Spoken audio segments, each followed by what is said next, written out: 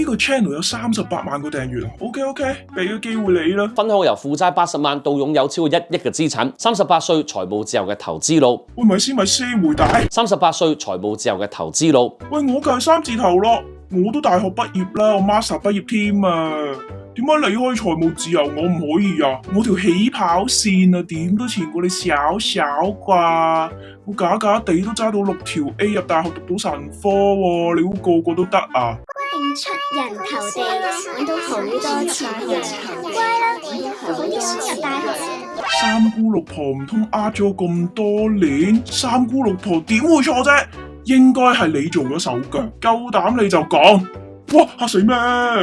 讀大學咧並唔係萬能噶，事實係俾咗10幾萬讀書，就算你讀到計量金融、global business 呢啲神科啊，都從來完全一直咧係冇人教過你點樣去財務自由噶。有啲咩資產一定要買咧？呢啲一讀經濟咧只會係略過噶，真係知道重要嘅時間咧已經太遲啦。真係要實踐嘅時候咧，亦都輸咗錢先知點樣操作。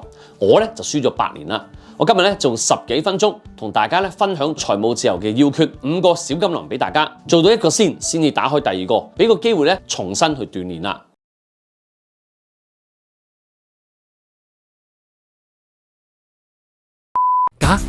假嘅！我哋所有嘅專屬平台同埋聯絡方法都喺晒呢度噶啦，唔好再俾人呃啦！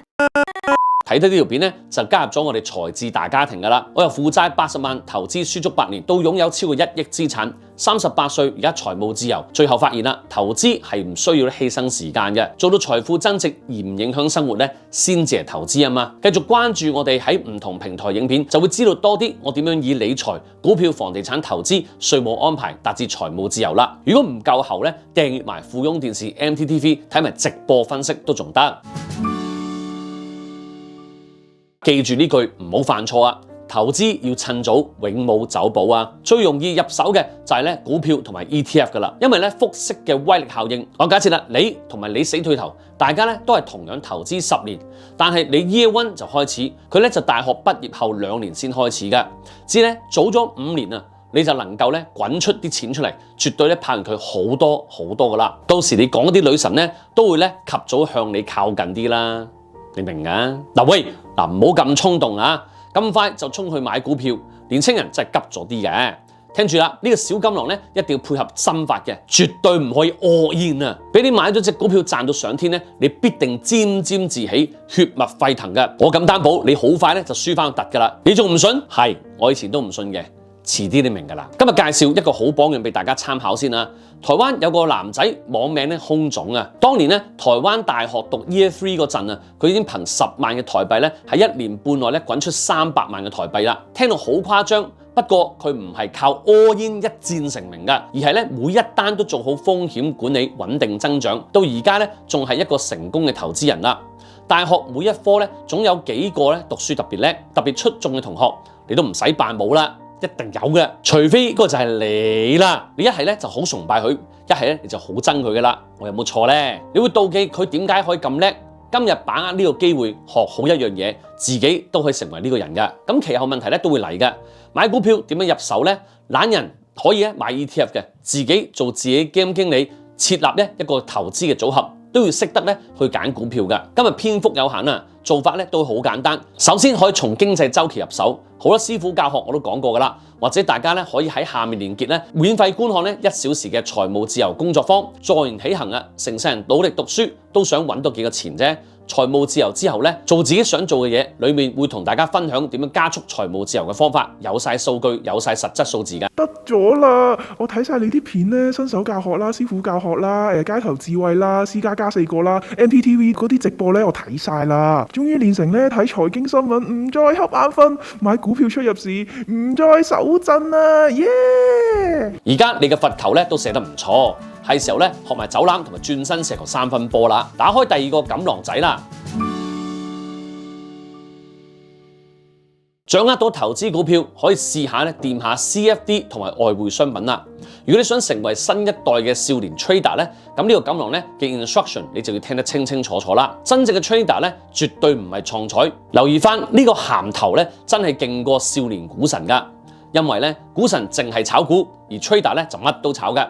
炒股票、指數、能源、外匯、貴金屬，連糖啊、咖啡豆啊、橙汁都有得炒㗎。哈哈，阿 Sir 笑死人咩？你講錯咗啦，橙汁咧留翻俾你飲啦。嗱，少年真係太年輕啦，真係有得炒橙汁㗎。入咗期貨世界先再講啦。Instruction number 1， 知道點解要交易外匯商品有咩好處？炒外匯商品好似好偏門喎，身邊都冇同學識嘅。咁係因為咧，我哋自細咧教到我哋投資世界係好細嘅啫。當我哋對投資了解越深入，日後咧突然揼一聲就明白㗎啦。原來股票市場咧只係左邊一個湖，右邊一個湖，外匯商品期貨咧先係個大海啊！啲魚咧係多到食唔晒㗎。你中學咧只係一個湖，女同學咧就得咁多，入到 U 咧先知道大海啊嘛，明唔明白？首先啦，商品外匯市場嘅成交量咧比股票市場咧嘅成交多超級多嘅，更加體驗到咧技術分析嘅神通廣大，個深度咧可以確保冇人可以操控到個市咁滯噶。當全世界都睇到某個阻力同埋支持位，有時技術分析咧準到咧連自己都會嚇一嚇噶。第二啦，當熊市來臨嘅時候咧，部分周期性商品咧反而有利噶，例如軟商品啦，我哋朋友啊 Jim Rogers 咧都有咁講過啦。第三，商品外匯咧升得又買得，跌嘅時候都可以 short 得，只要咧你技術到位咧，長倉短倉咧都可以贏錢，機會咧係咪即刻多咗好多咧？風險係大翻啲，但係咧係一個捷徑，令到你小本咧可以掌握喺自己手入邊，變成咧第一桶金嘅。有咗第一桶金就可以慢慢長揸，選擇亦都更加闊啦。Instruction number 2， 了解交易工具，知道咧可以喺大海度捉魚，咁都要揾到捉魚個網先得㗎。呢個網咧就係 CFD 啦。我自己咧都係一個股票交易平台同埋一個 CFD 平台，兩個平台就搞掂晒㗎啦。CFD 嘅優點咧，第一， CFD 投資嘅資產唔涉及實物，理論上咧有浮動價格嘅任何嘢都可以應用喺呢個工具上面㗎。只要一個 CFD 戶口咧，已經可以投資世界各地所有嘅市場嘅資產㗎啦。第二 ，CFD 咧用保證金進行交易啊，利用槓桿買賣啊，比起咧普通股票交易咧，投資者只需要存入咧大概5至到20% 保證金咧就可以買賣㗎啦。例如1安士黃金咧要14000蚊港幣㗎，你用700蚊就能夠買到呢個期貨㗎啦。Instruction number 3， 就一定要接受一個字先得，輸。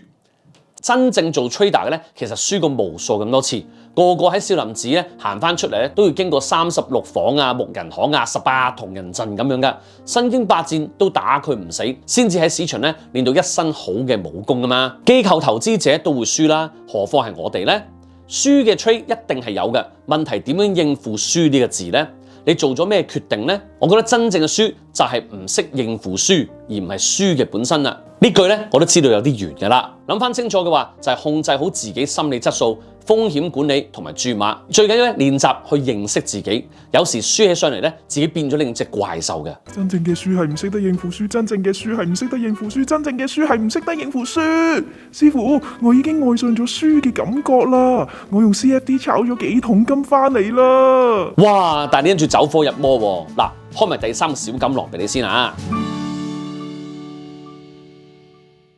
第3個錦囊咧，你會嚇親，保守好多啊！就係房地產啦。當你資產咧慢慢增加，個銀碼咧慢慢變大嘅時候咧，你就去到一個比較大嘅年紀，真係輸唔起㗎啦。呢個時候咧就要識得將股票同埋 CFD 賺到嘅錢咧，慢慢咁轉移咧去房地產嗰度啦。離財務自由咧又跨進一大步啦。我知，樓價係好貴，上車好難。你而家冇，但係將來會有。所以啦，而家放低手頭上所有事。like 咗呢條片先，你而家咧會覺得冇用，將來會有用㗎嘛？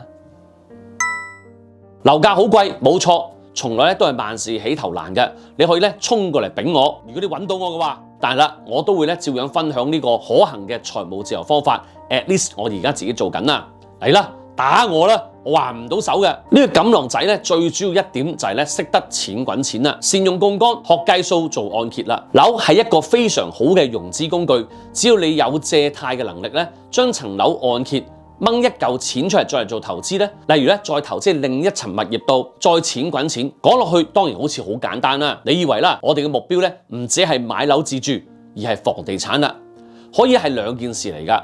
買房地產都要學嘅。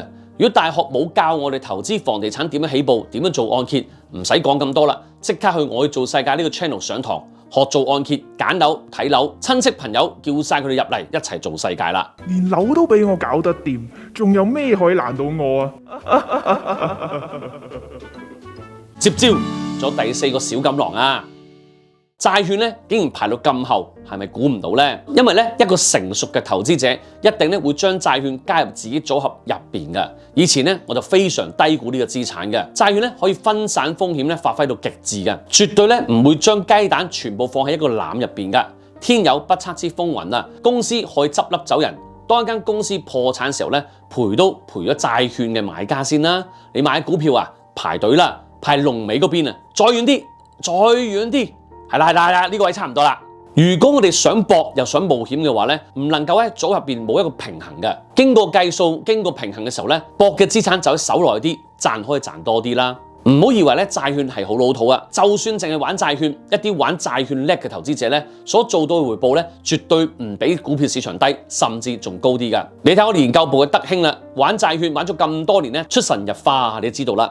佢20歲已經開始投資債券，30歲已經做到1000萬嘅資產啦。債券都係一門投資嘅門路。所以啦，冇話大學生咁後生就唔應該投資債券嘅。而且如果你仲係後生嘅話，未來咧一定會經歷咧更加多嘅唔同經濟週期，債券必定咧會其中一個咧受惠資產或者避險資產嘅。而家及早學定啦，到時咧唔使咧拿手唔成勢咯。如果大家對呢部分更加有興趣咧，今日片長嘅問題啊，大家咧可以參考翻20歲已經投資債券街頭智慧嘅呢一集啊。哇，4個錦囊都開晒咯喎，你又話有5個錦囊嘅，你唔係利是封都啱食啊嘛？食夾棍食埋最後一個。哇，咁睇得起我胃口啊！我就係知道呢點咧最容易做到，但係咧亦都係最容易被忽略噶，所以咧專登擺第5個錦囊咧擺喺呢度，等你印象深刻多少少嘛。點解要投資呢？最終極原因就係咧，今時唔同往日啦。以前我哋擺喺銀行度咧收息有10厘，而家錢都唔值錢，擺喺銀行收息咧係冇厘嘅，焗住個個咧打完工咧都唔可以靠份正職，唔好講發達啦，退休都唔得。呢10年20年咧，唔知邊度嚟壞習慣，就會不斷印銀紙，大大咧削弱現金嘅購買力，加埋通脹，明明儲到100萬，就得翻咧聽日嘅50萬。唔使多講啦，交俾以下呢位仁兄咧去演繹啦。Cash is trash, is trash, is trash。大學用100% 時間訓練你做一個專業人士，然後咧變成佢咁。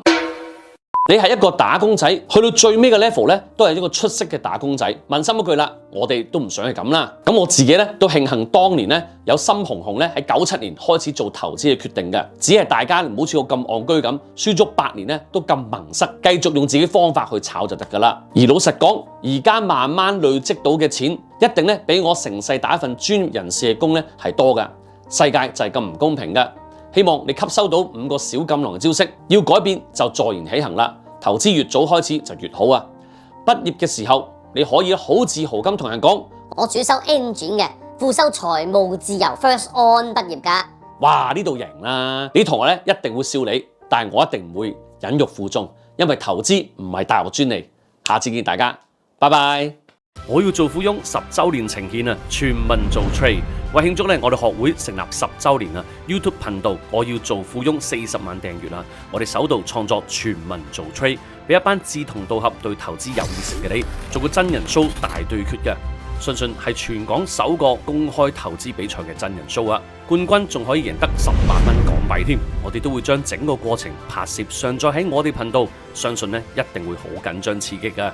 全民做 trade， 今日你已經正式公開招募啊！如果你識得做 trade， 想喺公開賽度贏得港幣10萬蚊，即刻去下面連結報名啦！我哋會喺報名表入邊列出所有嘅重點同日子嘅比賽日期、參賽條件等等，仲猶豫以上獎金可能就係你噶啦！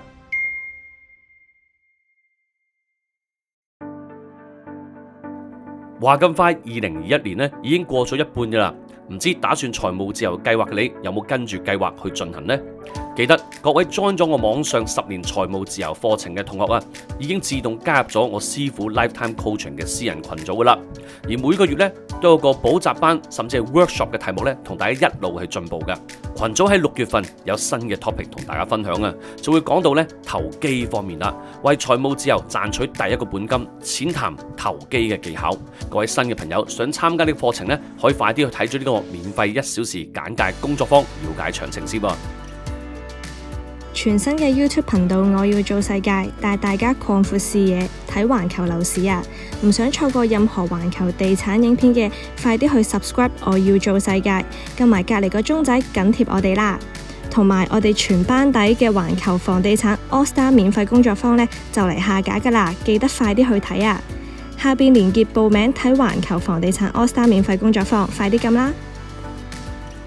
Jackie Sir 加股壇劉元德嘅0至1000萬加速器入邊會學到 Jackie Sir 加股壇劉元德嘅秘技啊，包括 REIT 啦、短炒、美股組合 CFD 等等噶。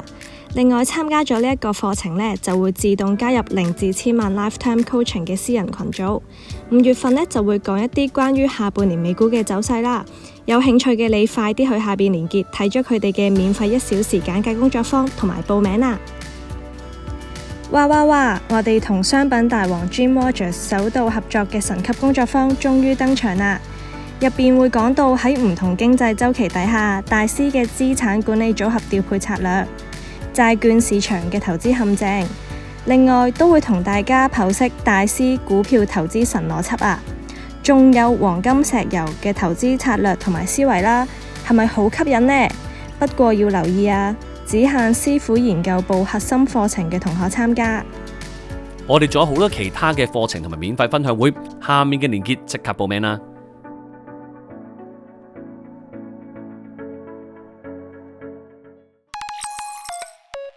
大家好啊，有冇留意到呢？我哋 logo、background 同埋顏色呢都全部變晒呢。因為10年前今日呢，有個傻仔喺 social media 呢開始咗一個專講理財投資嘅專業同埋頻道啊。經過10年，多謝大家嘅擁戴，我決定喺幕後衝出嚟幕前啦。嚟緊我哋內容呢，一定係更加緊貼、更加專業同埋更加易明嘅，做到呢投資唔係大我嘅專利啊嘛。多謝大家多年嚟嘅支持啊！